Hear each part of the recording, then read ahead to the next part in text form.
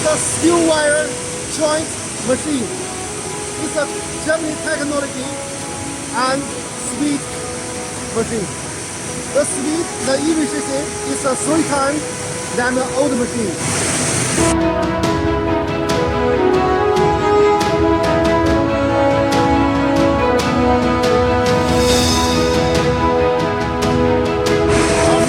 Step,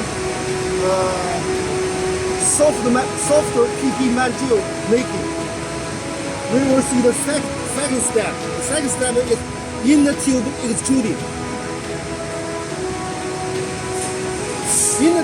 In the second step, or inner tube extruding, they will make according to the technical sheet.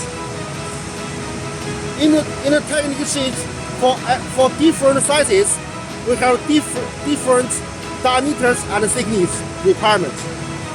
The workers must make the extruding according to the technical sheet.